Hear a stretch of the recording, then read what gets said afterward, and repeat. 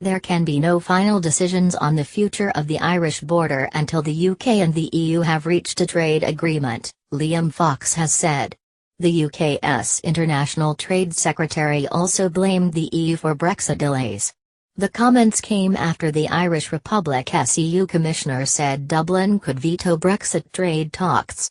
The EU has said sufficient progress has to be made on the Irish border before negotiations on a future relationship can begin.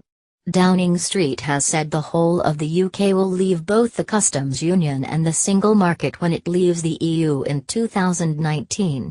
"We don't want there to be a hard border, but the UK is going to be leaving the customs union and the single market," Mr. Fox told Sky News.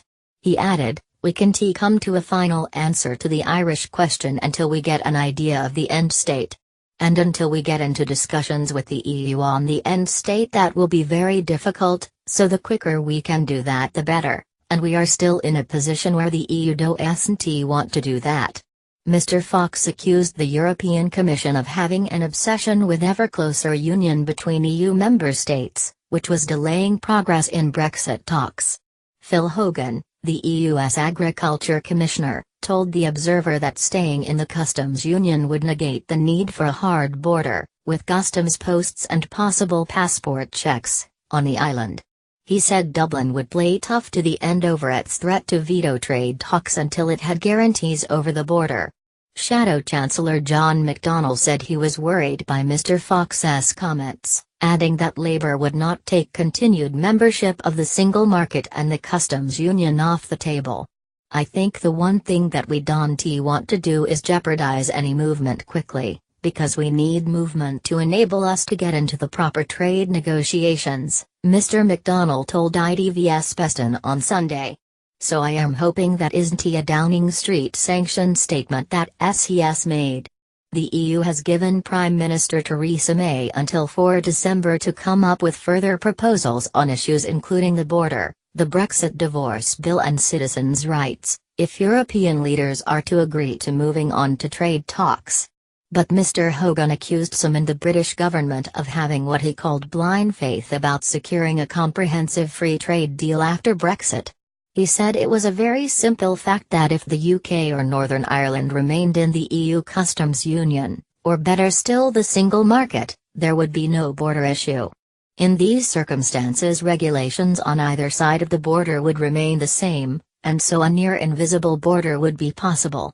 The Irish government has always insisted there must not be a hard border between the Republic and Northern Ireland, with Taoiseach Leo Varadkar saying he must have written assurance from the UK before Brexit talks can move on. Irish Foreign Minister Simon Coveney has said the UK's desire for no hard border on the island of Ireland was aspirational.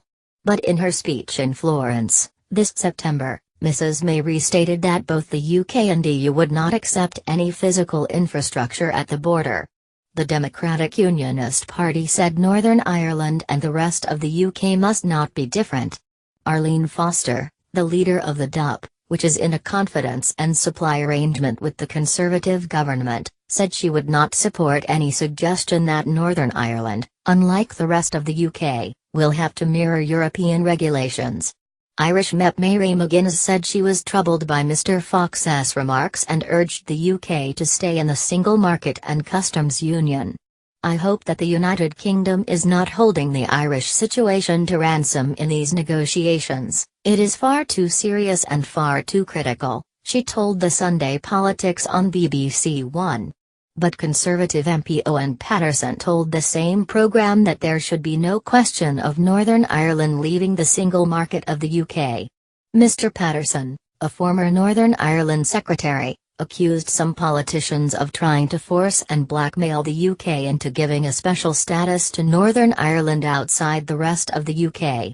Suggestions for alternate arrangements have included a new partnership that would align customs approaches between the UK and the EU, resulting in no customs border at all between the UK and Ireland.